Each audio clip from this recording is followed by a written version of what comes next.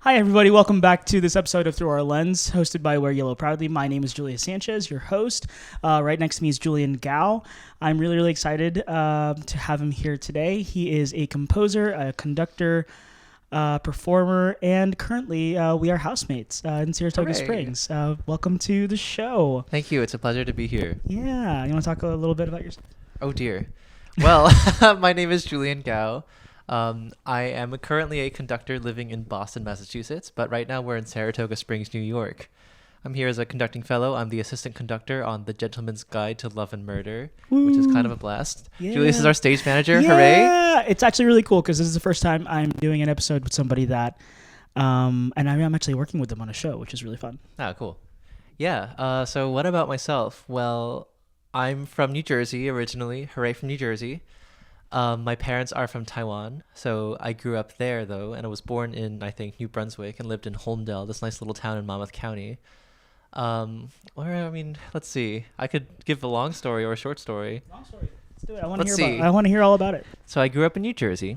When I was a kid, I learned to play the piano and the cello, and I did those for a while. I went to a science high school, kind of a fever dream situation in this place called High Tech High School. It was kind of wild.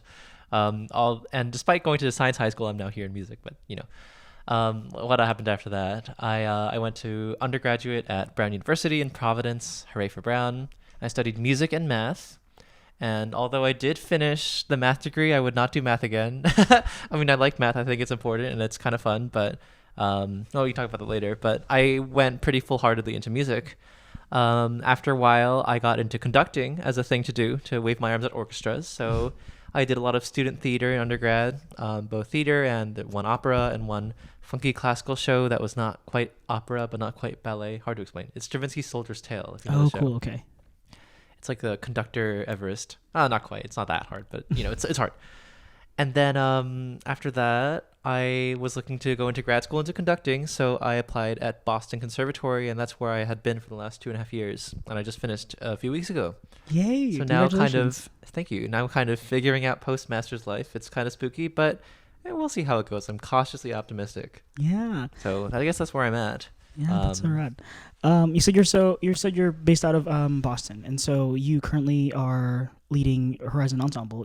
Yes. Do you want to talk about that? I'd love to hear about it. Sure. Yeah. So Horizon is basically like my friends who I pull to the church every few months for a few weeks to rehearse stuff and then do a concert. It's pretty chill. We've done 6 concerts, which is kind of hard to believe. Just this past season? No. Like in the last 2 years. Oh my God, that's so cool. So let's see. We started actually about 2 years ago. I think June 30th in 2021 or so was our first concert. So it's been 2 years. And what's special about Horizon? The people. They're very friendly. Yeah. No. I think, what is it that makes Horizon special?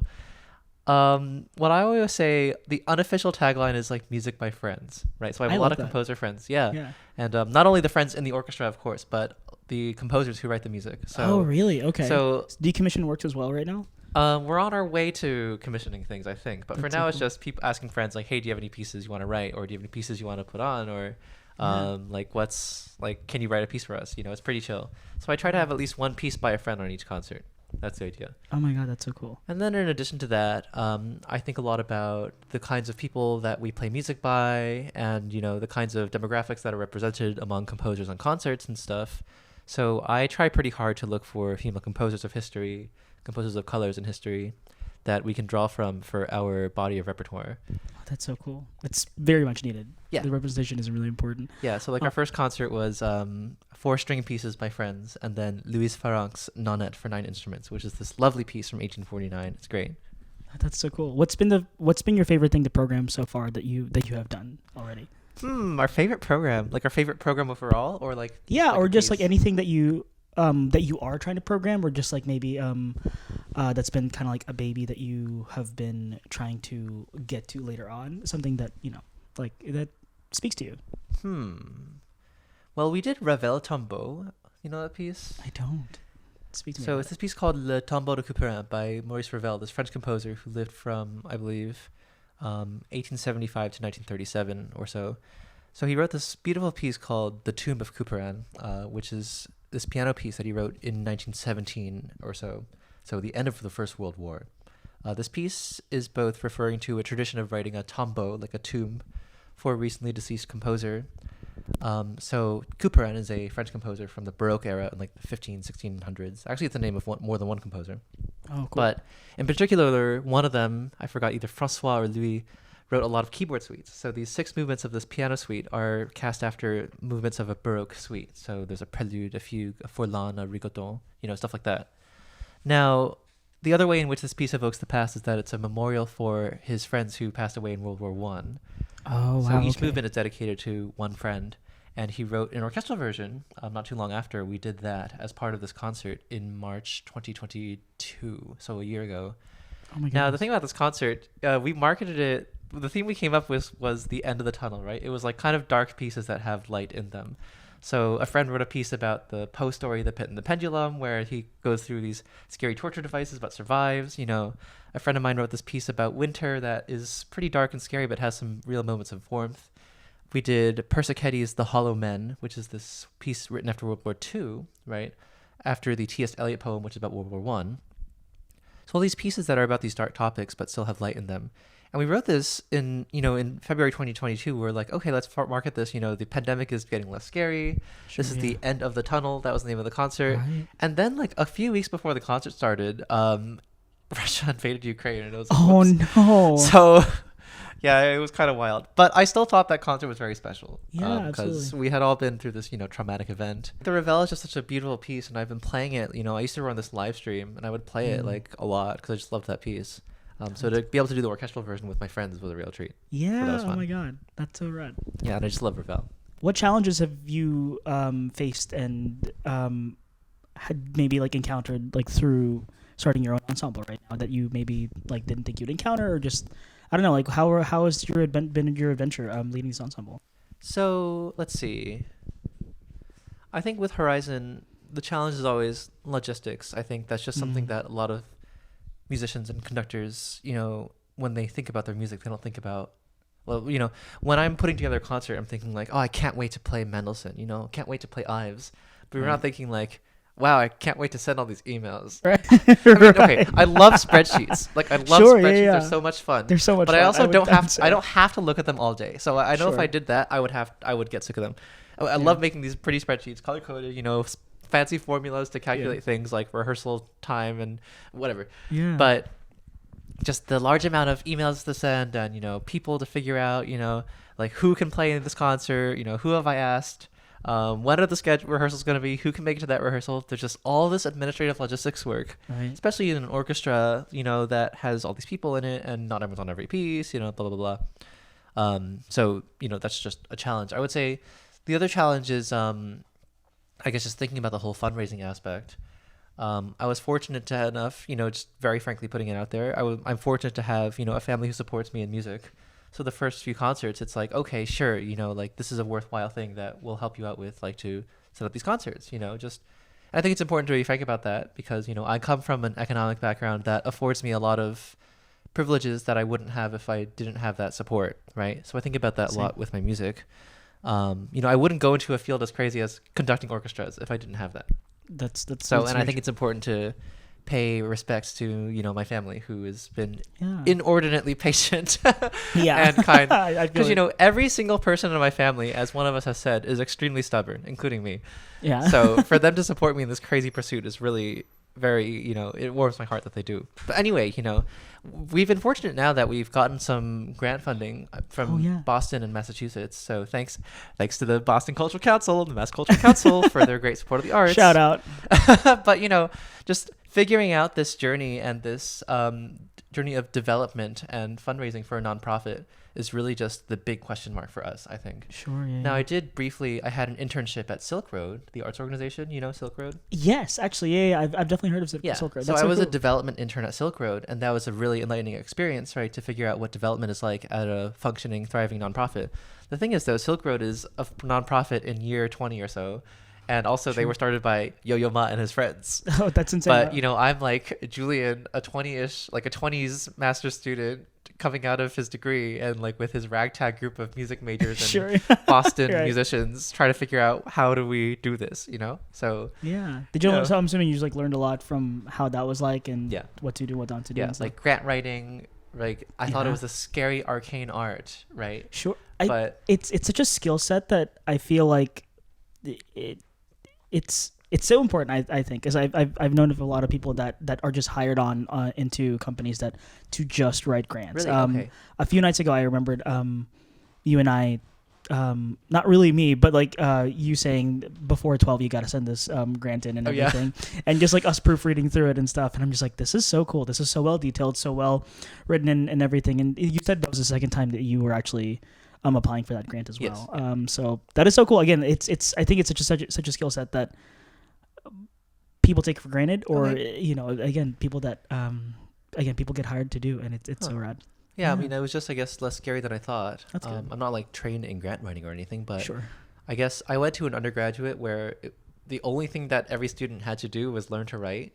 Oh, So okay. like there's no like general requirements except for just take 2 writing classes. So Sure, yeah. so I guess I just got good at that, and that informed it. Yeah. And also I think the work that we do is relevant to a lot of the points that Mass Cultural Council and Boston Cultural Council are trying to support. Like doing works by art by diverse people, doing concerts that are free of cost to the Yeah. Boston community. Accessibility is very important. Yes. I'm thinking about that a lot recently. So. Actually, as I was reading through that, with your application for the grant, you talked a lot about accessibility, and I thought that was such an important part of it, that I feel like not a lot of people do think about, or is certainly a thing that is covered as well as it should be. Yeah. Yeah. What's coming up for the future of Horizon this upcoming season? So let's see. From when we were started until now, it's sort of been like concert to concert. We're kind of planning like a few months in advance of doing each event, but I want to plan out a whole season. Sure, I yeah. feel like that would make planning a lot easier. Yeah. Now it's hard to commit to dates that far in advance, No kidding, yeah. and I try very hard not to conflict with Boston Conservatory events because I'm from there and a lot of my players are from there. Mhm. Events by other orchestras in the area that Right. we overlap with in membership, or even that I play in. Sure, yeah. And my other schedule constraints, so it's very hard. Mhm. So, but I would like to do that. So Yeah. Also, like freelancing too. I'm sure Right. it's like really hard to just be like, oh, damn. yes, and can't- Horizon's volunteer right now too. So Yeah. it's like if people are somewhere else and they're getting paid for a gig, I'm not going to ask them to come to Right. us instead, right? That's Mm, because a lot of my friends are trying to pursue professional music careers. So, Right. my policy is like if you have a paid gig on this rehearsal day, you should go to that. You should. I feel like I've encountered so many people that are just like, well, like you already committed to as well. Also, like, if you got to pay bills, you got to Yes. do all these other Uh-huh. things. That's incredibly understanding. So that's Yeah. really wonderful. So for us, let's see. I mean, we have a concert in August, which will be fun. We're Yeah. doing this wind piece where a few friends are writing movements, Oh, including cool. me. So that'll be cute. Yeah. We're doing Charles Ives' 3 Places in New England, Okay. which is this really crazy orchestra piece. Uh-huh. One of the 3 places is actually, just a few blocks away from the church that we perform in. It's in Boston Oh, Common, yeah. so Oh that's my God. nice. And Benjamin Britten's Serenade for tenor, Oh, horn, cool. and strings. So that's the Yeah. plan. Upcoming. Oh, that's this- so pretty. I love yeah. that one. Yeah, That's yeah, so yeah. great. We have Jack on horn and Felix the tenor coming, so that'll be fun. Oh, cool. Some really Okay. cool musicians. You know what I really want to do this year? I hope we can do Poulenc Sinfonietta. Okay. I keep yeah. wanting to do that piece, and I can't find a good program to put it on. But Sure, it's sure, this sure, yeah. gorgeous piece by Francis Poulenc, the French composer that I just my really God. like. Oh, that's so exciting. I Oh. hope you can program it this year. Thank you. That's so But rad. as for the idea of like volunteer versus getting paid to do music, the lines around this in Boston are often pretty unclear because there are orchestras in Boston that you pay to play in, right? Okay. Oh, There sure. are okay. orchestras in Boston that you volunteer for, Mhm. and then there are orchestras in Boston that you get paid per service. Right. And then there are orchestras in Boston that you get paid like a yearly salary, and it's like Mm. full time. Right. Right. So right now we're basically in the second category. We're volunteer. Right. right. But I think a lot about that because the dynamics around like getting paid to do it. So like you're providing a service to Right. an audience or to an administration, whatever, to play. That's something. Or you volunteer because you like playing it, or you want to help someone out. Like I think a lot of my friends, they wouldn't do it if they weren't like my friends. Right. Of course. Yeah. yeah. Or you pay to do it because you see it as a service to like play in an orchestra to you, Yeah. right? Those dynamics can be pretty complicated, especially in Boston where there's a lot of really talented musicians, not all of Yeah, who no are kidding, I'm sure. professionally doing it for like their main jobs. So because of that, I think it makes me think about my role as a conductor in a Right. certain way that because they're volunteering, and in some ways that is paying to play because you're paying your time, you're paying transit, you're buying transit tickets or you're driving your car or whatever. Right. Because they're doing that service for me and they're not getting paid in money back, I have to make it as good of an experience for them as possible. So when I conduct, I always think about acting in service to people. So in service to the community of composers I'm working with, whether dead or alive, really, in service to the musicians I'm working with and conducting and rehearsing with, and in service to the audiences. But especially with the musicians, I think about how can I best make this a good experience for them, right? Because they're doing this out of the kindness of their hearts. So I have to make sure they're having fun doing it. So, because, conducting, right? There's always the stories of the really mean conductors, the really egotistical conductors. And, not only is that not very professionally viable in the States anymore, it's just, not kind and not fun. Right, absolutely. Base level should be respected. Yeah, and I've met my share of really scary, unpleasant to work with conductors before, and I know it's really not fun, and people don't like that. So I don't want to be that. Yeah, and I'll admit I'm not perfect. There were a couple times last cycle where I got kind of impatient or got kind of stressed about something, but I do my best, and I make sure people are comfortable and having a good time throughout. So that's so rad. I think that's so important. I've seen the ego, and I've seen just the level of disrespect at times, more often than anybody would like to admit. And that's so profound in its own way. I think that's so lovely. Backtracking really quickly to what you said about your parents and your family supporting you in general.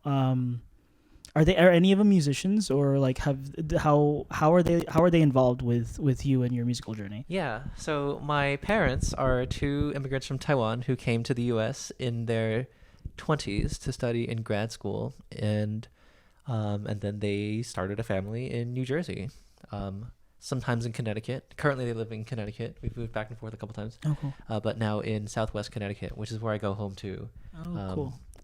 Which is, I'm actually there pretty often since I'm in New York a lot. So I, from Boston to New York, love the Amtrak. Hooray for Amtrak. Public transit. We love public transit. So, so my dad is not really a musician himself. I think he likes music and he really wants to connect with me on it. Okay. My dad is one of those parents who I think he just has trouble expressing his support and his love. There are many parents like that, but especially there's the common, the Asian parent, or especially dads, I would say. And connecting to them in that level is very few and far between. In the way of music, I think one of the ways he does that. I used to be very angsty about this. I used to be really? Why doesn't he do X? Why doesn't he say X? Why doesn't he blah blah blah? But I realized over the years, over the last 5 or so years, no, of course he loves me. Of course he cares. And the way he does it, for example, in music, he'll say, "Okay, Julian, when are your next concerts? Tell me all the dates and times." And then he'll go to most, if not all of them. Awesome. That's wonderful. He'll just go. Or, he'll drive stuff back and forth from me, or drive me back and forth to places because, he's not, we're not going to pay him to drive me places, but he does it. He doesn't have to do that. Yeah. Or, for sure. When we're in the car and we're listening to it's always on the classical station because I'm a nerd, and he'll look at the thing who's the composer? Oh, that's so cool. And I was like, oh. Yeah. As for my mom, she is definitely a musician, not professionally. Okay. She does not work in that field, but she was a conductor. Oh, yes. So when I was a kid, she used to run this Chinese orchestra for youth in the Chinese American community, or even not just Chinese American. There were other Asian kids, or some non-Asian kids there in the New Jersey and New York communities to play Chinese music. So cool. She conducted that. In her high school and college, she did the choir and the orchestra. Was that your first exposure to being a part of an orchestra? Or no, I had played in Western style youth orchestra before, but that was my first experience in Chinese music, which is very important to me. Okay, yes, okay. I think Chinese orchestra music is very important to me. But she, she plays the piano a little bit. She plays erhu mostly. She can also play guzheng. She played the cello when I was a baby, which is one reason I started playing that, I guess. Oh, really? Okay. It's funny because the more I go through life, I'm realizing, you really are like your parents. Sure, yeah. More than you'd like to admit. Yeah.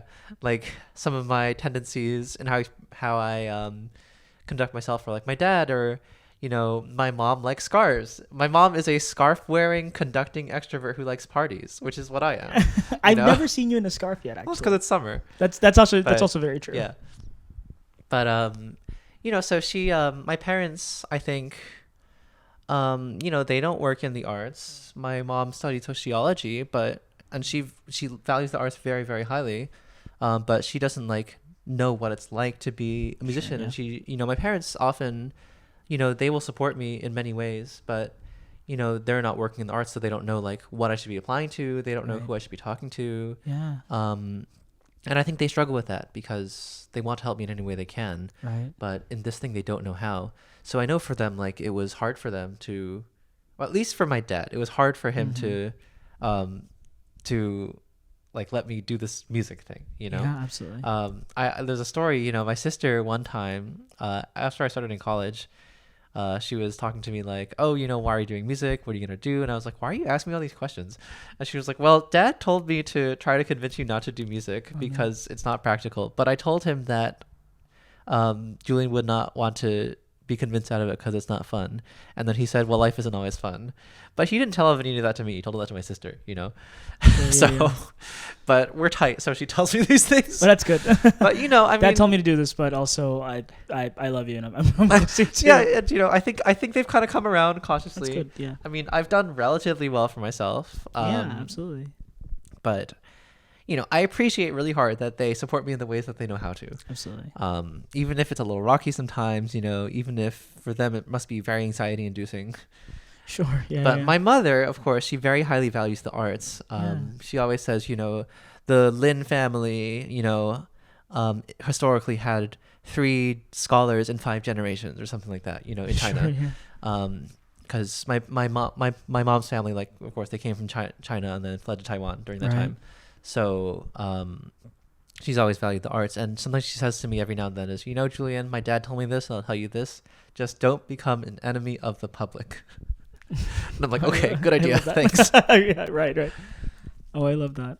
Yeah, I will say it was even hard for me to convince my parents for me to do psychology in general because that's that was my major in college. And so my dad was just like, yeah, but you can go into the medical field with that, right? As a psychiatrist and everything. And I'm just like, yes. And so I think that was kind of my way of being an out a little bit of me being able to study that. And then I just said F all that and decided to do music and be a part of theater in general as well. And so yeah, it's really hard. And I will say it's also something that a lot of times personally for me, I don't expect them to understand a lot of what I do, and not because I'm gatekeeping this from them or just because I don't want them to be a part of it, but I think there's a certain level of me where my parents are divorced, but they love me no matter what in their own way, and they've accepted it in a lot of ways as well, and yeah, I think they just want me to be happy and to do what I can with myself. And so yeah,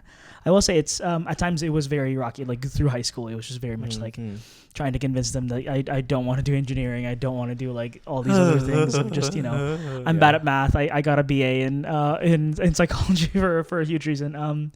But yeah. So the other main thing that I conduct aside from Horizon is the Chinese Music Ensemble of New York. Oh, that's so cool. So I mentioned Chinese music earlier, right? So the Chinese orchestra is a genre which is relatively young. It really originated in the 20th century. Really? Okay. So despite the instruments and a lot of the tunes being very old, on the order of centuries old, this idea of putting dozens, 30, 40, up to 100 musicians together is a very, it's an idea from the Western orchestra. Okay. So this Chinese orchestra idea is one that's alive and well and having a lot of groups in China and Taiwan, and a few in the U.S., including one in New York City. Yeah. Oh my God. So was it primarily ensembles that are just way smaller, like chamber size, or just even... I think so. Really? Okay. Yeah. Now, the problem is, I should tell you before I say anything more about Chinese music, is that imagine if you played the cello in orchestra all your life, and so you knew a lot of the music, you knew how to play the cello quite well, but you didn't take any music history classes. Okay. That's kind of where I'm at. So I've been playing Chinese music for a really long time. Sure, yeah. But I actually, frankly, I'm not extremely well versed on the history. Okay. So you shouldn't look to me as like a resource for that. The person who really knows about that is like my mom. Sure. Yeah. Who knows a lot about that. Yeah. Or even other conductors of Chinese music. But yeah, that's something I need to grow into. Sure. Yeah. Learning more history in that way. It's funny that you bring back your mom is actually because virtually this is what she was doing. I'm sure with younger kids, but still it's with Chinese music and orchestra. Mm-hmm. That is so cool, and now you're doing it too. Yeah. So this music ensemble has existed for over 60 years. Okay. Oh my God. And the founder's daughter, actually, she's still like on the board. I don't think she lives in New York, or she used to live in New Jersey, I think, but she moved to California. But she comes up for events every now and then. Yeah. So this ensemble is very special to me. And why am I involved with it? Well, my mom's been playing in it for over 20 years. Been playing in it? Yeah. Oh my God. Wait, so do you conduct your mom then? Yeah. What? Which is kind of wild. Wait, what? That is the coolest thing. Oh, really? Yeah. That is so cool. And she knows how to conduct, so every now and then she'll be like, Julian, you're doing good, but sometimes your beat's a little... Sure. Oh no. Or she'll be like, Julian, I think you really, bring that part out very well. I'm like, wow, thanks. Wow. And I used to get mad. I used to get mad when my mom would like give me conducting advice, but now I'm like, I shouldn't get mad at that. She's trying to help me. Yeah. Right? Yeah. How long have you been conducting this? So it's been less than a year. Oh my goodness. So I just kind of started very recently. Yeah. So the Chinese Music Ensemble of New York is CMENY. So I'm going to say C many, which is usually what I say. Okay, cool. Right. So C many, so my mom's been playing it for a long time. I started playing in it when I was a teenager. Okay. So I played erhu, or cello. Okay. And last summer I got drafted into the percussion section a bit because I have some percussion experience. Okay. And I had to play this really hard xylophone solo. It was very difficult. Oh, really? Okay. But so last summer, they had their big COVID comeback concert, right? It was their late 60th anniversary concert. I think the actual anniversary was like 2021 or something. Right. But so they did their finally their 60th anniversation celebration last summer. Oh, wonderful. Good. And so I was playing in it, and my mom said, Julian, do you want to be like one of the assistant conductors for this concert? So I was like, of course, of course I'd love to do that. Sure. Yeah. Of course I would love to be participating in that way, because I played in it as a member for a long time, and I didn't do as much Chinese music in undergrad, but since graduating from undergrad and starting grad school, it was great to be able to come back to that part of my musical history. So I was doing the assistant conducting, and then when we were going to start up again in the fall, we didn't invite that conductor back again, but the orchestra, leadership, they're like, well, we need a conductor. Let's just ask Julian, because he knows how to conduct, and he's been with us for a long time, and he's like one of our own. Yeah, what an honor. Oh my goodness. Yeah. So the other director was like, we need someone from our own group to lead us. We should ask Julian. So I'm suddenly now conducting this orchestra, and it's wild to me. Yeah, like a very history, like very... Right, and a lot of them are older than I am. I mean, I'm definitely among the younger, like, I would say the average age is like, 40s, 50s, probably. Yeah. There are a lot of young people playing in it, but a lot of old people playing in it too. Your mom's in it. Yeah. That's insane. That is crazy. And, I mean, it's an interesting group. It's a semi-professional. Sure. So everyone does get... a small honorarium to play in it. Sure, yeah. But most people are really doing it not for that. It's because they love Chinese music and they want to play in that kind of group. It's about 40 members, but it's really, I enjoy doing it. It is like a community vibe. It's on Sunday afternoons in Flushing. Oh my gosh. I really love doing it. It's complicated for me because I think the biggest problem is my Chinese is not the greatest. Oh, okay. Do you communicate with them in Chinese, or is it? Yes, okay. Mostly because there are several members who do not speak English that well. Oh, wow. But there are also some members who don't speak Chinese. Oh, fascinating. Okay. So like there is this Indian American kid playing cello, and he doesn't speak Chinese, or there's this white guy playing suo na, right? Sure. And he doesn't speak Chinese. Yeah. So I have to say everything in Chinese and then in English. Like, 大家我们从67小节开始. All right, everyone, let's start from measure 67. That is so cool. Wow, yeah. So, and it's really good practice for me because, my Chinese is really not as strong as it should be. But same with my Tagalog. There's plenty of concepts that in English I could just explain as fast as I wanted, like in 5 seconds it'd be out. But when I'm in Chinese, I struggle. A lot of more specific terms I struggle with how to say. Music, right. If I want to say like let's have more precise ensemble with this, or let's let the articulation be whatever, or let's have this phrasing. Just Mom, how do you say this? Exactly. That's how I would feel. That's actually what happens. Really? I'll be like, 我们这个可以比较对不起，怎么说 precisely? Yeah. It's a problem. And this became particularly important to me recently. I really got to train my Chinese because we recently did this big collaboration with this orchestra from Taiwan. Oh wow! So Oh my goodness! This Chinese orchestra in Taiwan called the Hsinchu City Youth Chinese Orchestra. Okay. They're from Hsinchu, Taiwan, and they came to U.S. about 20 or so of them, 20 to 30 of them, and their conductor came to the U.S. to like do a joint concert. That is crazy cool. We did one in New Jersey and one in New York, and then they went to Boston and did a couple things too.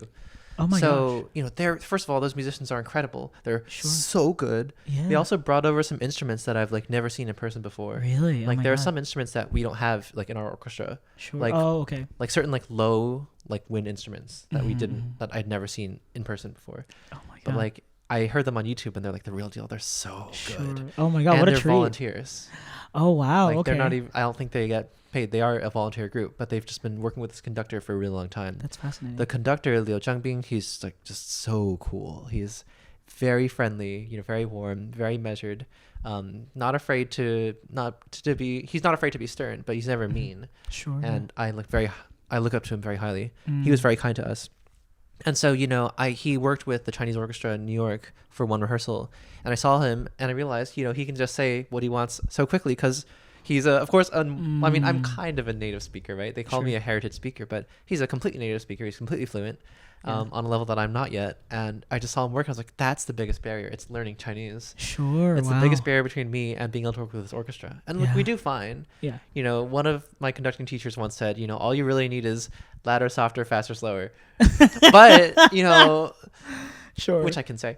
But okay, of course, it would be easier if I could do more. So it really... If you wanted something more precise in how you're communicating and how you want the sound to be like, yeah, for sure. And so, at first, for a few moments, I was a little dejected, like, oh man, I'm such a goober.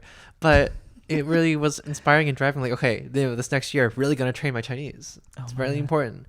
And, I think it's just a part of my Asian identity that I kind of have let fall to the wayside. Is just learning Chinese because I grew up in the U.S. And I don't live in a community that I need Chinese that much. My parents speak very good English, but it's something that I should and want to do. So yeah. Oh my god. Wow. Yeah. I mean, like, of course, like in Western orchestras, people would speak Italian or however they need to, and would have translators and everything.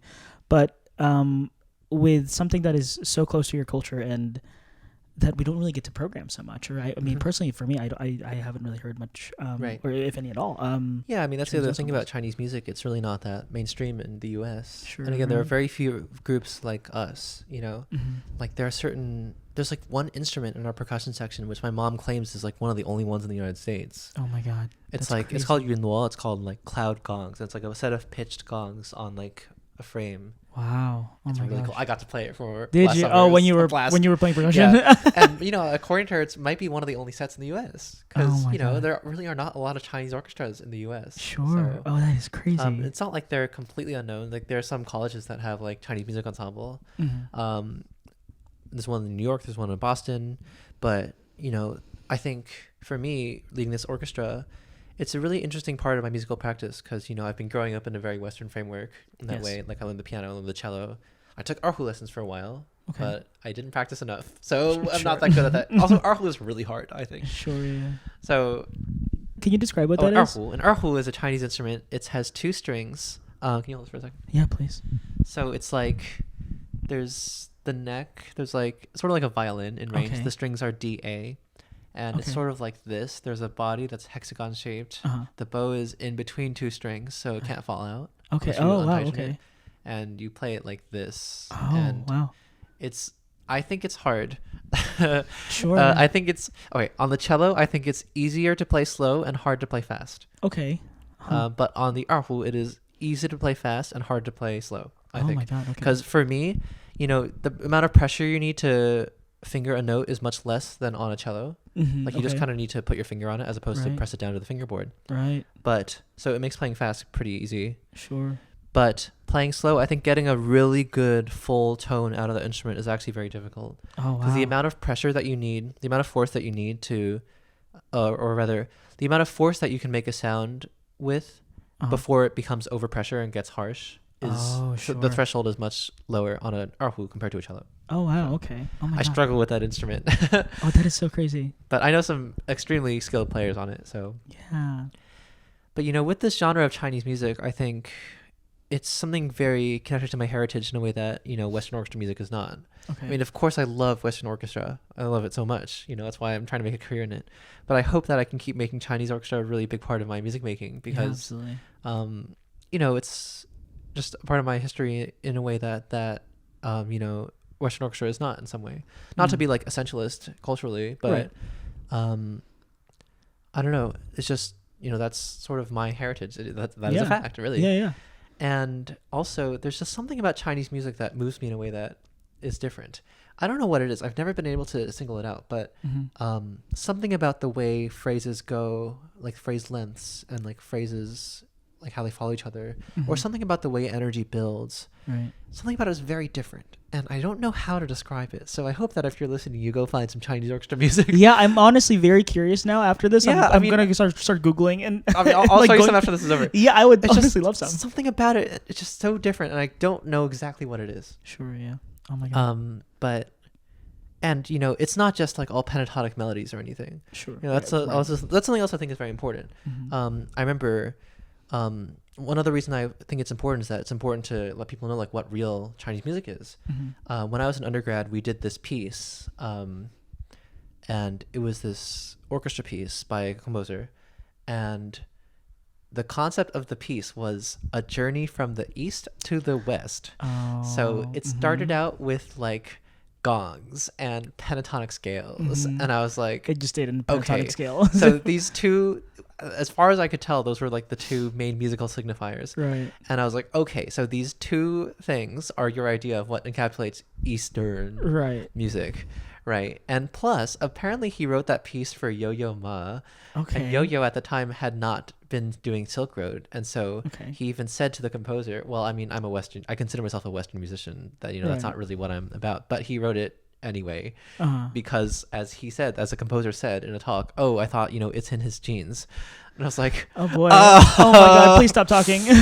So I mean, but whatever. I mean, the piece was fine. I got to play this funky percussion instrument called the cuica, which is, so it went into like Latin percussion towards the end.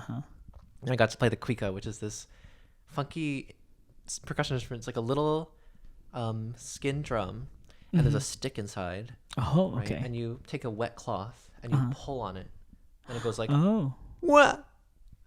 It makes this really funny sound, like, what? It's so much fun. Is it just like one pitch, or is like, how do you? Well, it's like the sound of like rubbing a wet cloth against a piece of wood with like a little resonating body around it. It's exactly what it is. Yeah. Anyway, sorry, that was a tangent.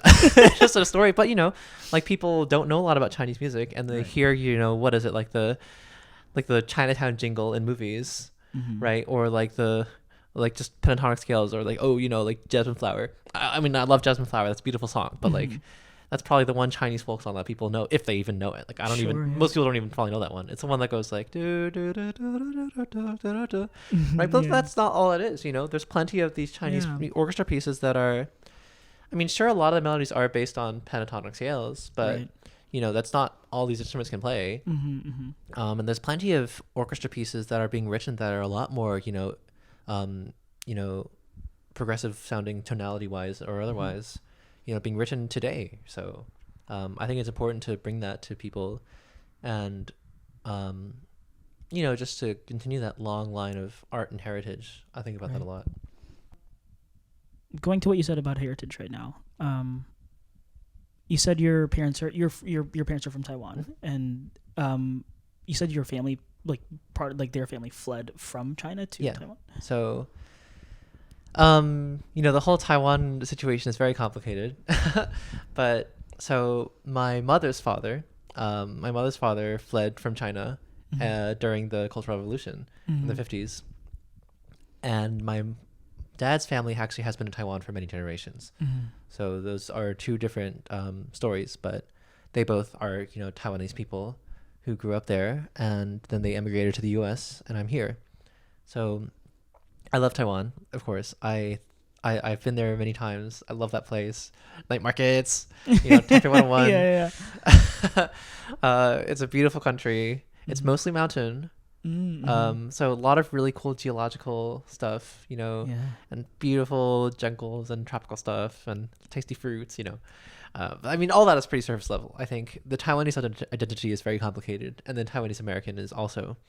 The way I see it, I consider myself to be Taiwanese and Chinese and American, all these things. Actually, a lot of people in Taiwan don't call themselves Chinese anymore, which I think is perfectly understandable considering the situation. Yeah, 100%. And for me, you know, being in the U.S., I still consider myself all those things because I'm Taiwanese because my parents are from there and a lot of my family is there. And there are things unique to Taiwanese culture that affect my life and who I am. I'm American because, of course, I grew up here. And I'm also Chinese because I connect to, you know, that culture through, if not, you know, the modern day government of that country. Right. The language, there's the still music. Culture beyond what is going on right now as well that you can identify with. But it's very complicated for sure. And I think I'm all of those things and I hold on to all of those very proudly, I would say. And of course, you know, it can be complicated because, you know, every now and then I'll get asked like, you know, I remember I used to be in the Taiwanese culture club in undergrad. Oh, okay. And some guy came up to me during the activities fair and was like, "Hey, I have a question. This might be a silly question. Do you guys ever fight with the Chinese Students Association?" I was like, "Huh? What?" So messed up. I was like, no. Oh my god. What? I don't know. The ignorance. I don't know. But man. I mean, whatever. That was one thing. But, you know, I think it's complicated, you know, and being Taiwanese. And of course, you know, that country has a very, in some ways, an extremely precarious future ahead of it. Yes, you know, absolutely. my sister once said, like, yeah, you know, our parents don't really think Taiwan has a future. And I was like, really? Now she interprets things in her own way, or I don't know what to say, but, you know, I mean, who knows what could happen? I mean, even my dad was like, I think it's pretty likely China will invade. And, you know, that's scary to me because, you know, that's this tiny little island in the Pacific. Yeah. And of course, the U.S. has lots of reasons to want to protect it, but I mean, they're very close to Taiwan in a lot of ways. Yeah. And, you know, semiconductors, but I don't know. And, you know, as me, you know, being in the U.S., not being extremely well educated on Taiwanese politics or even, you know, on the intricacies of the whole situation and how it came to be. It's just, you know, sometimes it's a little scary to me that something I love so much could be in so much danger. Yeah. But what I love about Taiwan is that despite this wild situation, people there just are living their lives because that's what we can do. That's what we do. And I do that in the U.S. too. And I think with my artistry, you know, being able to keep that side of me, the Chinese side, through, you know, the Chinese orchestra, is very important to me. And I would, I hope I can keep doing it. So yeah, absolutely. As for being Asian in America, I mean, of course it's complicated. Yeah, absolutely. I'm actually in this Asian American literature book club, sort of on like temporary hold right now because people are busy, but it's called Third Culture Book Club. Okay. And so we've read a lot of the classics, you know, like we read Joy Luck Club. That was our first one. And a lot of some cool stuff like Paper Menagerie by Ken. Okay. What a great set of short stories. Yeah. Or recently we did Fresh Off the Boat, which is by a Taiwanese American, right? And I like that a lot. So yeah, I've been thinking about that a lot. We read Minor Feelings, also this set of essays on Asian American experiences. I think for me, sometimes I say I'm like a little tired of like the level 1 Asian American story. Sure. Yeah. Where it's like, you know, oh, these kids at lunch made fun of my lunch. Oh, my parents want me to be doctors. Oh, I don't have good Chinese. Right. You know, I don't understand my parents. It's like, okay, I've read all that. And also, I was recently, I wanted to go see this Asian American centered opera. And before I went, I didn't read anything about the plot. I told my roommate, it's probably going to be depressing. It was depressing. So I hope that, you know, I think it's really great that Asian American stories and representation are increasing, but I hope there can be more about joy too, because I think a lot of people color the Asian American experience in their stories as painful. And of course, there's a lot of pain to be had from being Asian. You know, people seeing you in a certain way, people asking you questions. When I was an undergrad, right? So I remember we were doing this film score project where some people from the orchestra were playing this new score to a Charlie Chaplin film, and the composer, you know, came up to us and was like, "Oh, hello, hi," and he asked me, I think, and another person who was Asian. So he asked me, and I think he asked her this too. "Oh, yeah, Oh, what's your name, Julian? Where are you from? Oh, I'm from New Jersey. Oh yeah, but where are your parents from? And I was like, Cambridge. And I'm like, oh, where are your grandparents from? You really went that far? You went to grandparents? Come on. And so I said, okay, fine. They're from Taiwan. Fine. I concede. Yeah. But there's this College Humor like video of these two people like they think they were like running a similar trail, and I think they both stopped. The woman was Asian, the man was white. And then he asked, like, it was like the same line of question. He's like, but where are you really from? Yeah.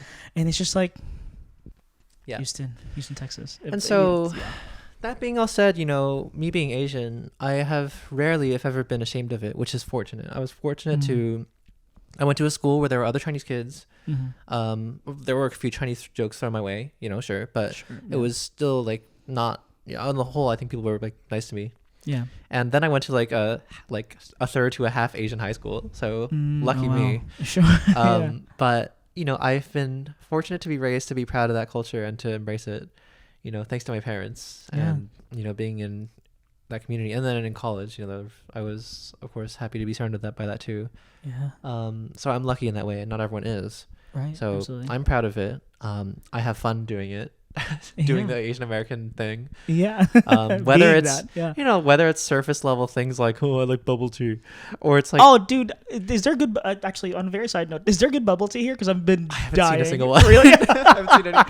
I'm dying. I saw like that like little kit that you can have in Trader Joe's, and I really? was so tempted to make it. Yeah. Yeah. But no. I mean, like same. Like watching anime too. I barely ever did. I think I was like on and off with it myself. But like it's. Other people watch that. Other people consume bubble tea as well. Yeah.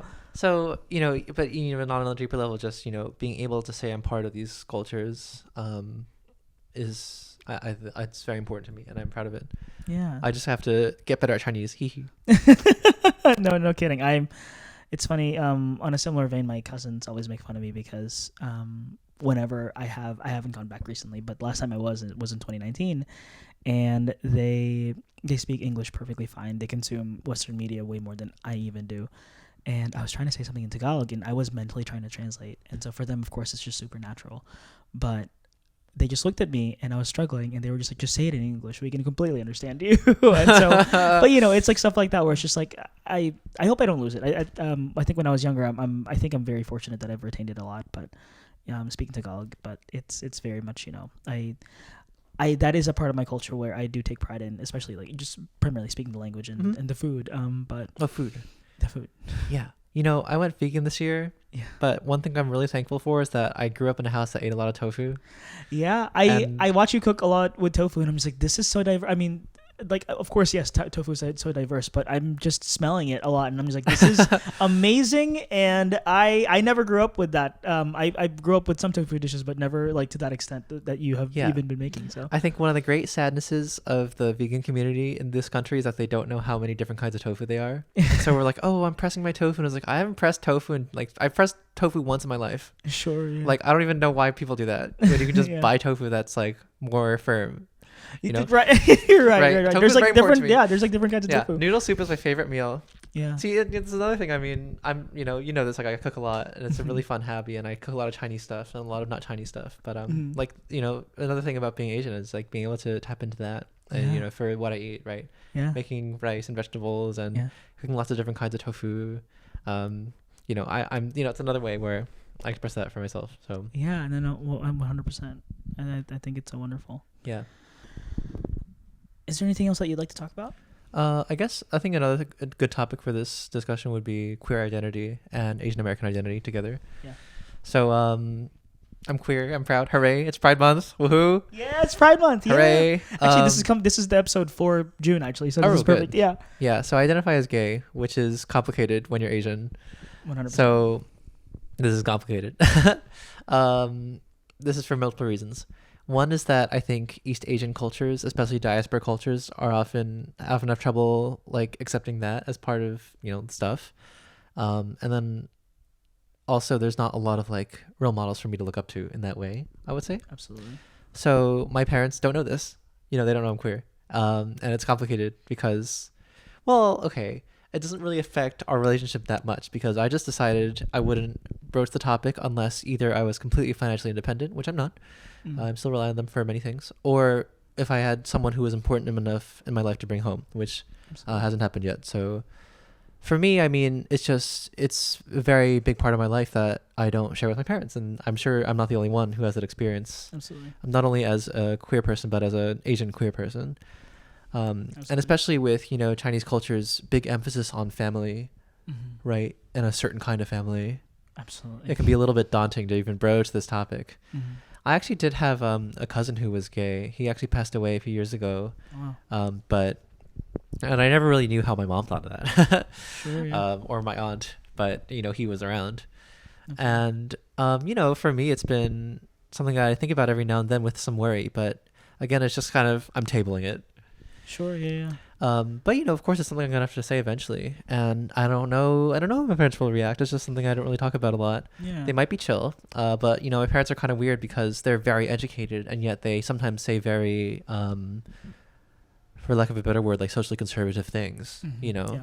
Asians very much are, I would say. Like a huge chunk of my family are very much vote a different way than I do and view the world a little bit differently than I do, and I'm just like, this is not this is not what that's terrible. They very much buy into the model minority stigma, and I think that's very awful. Yeah.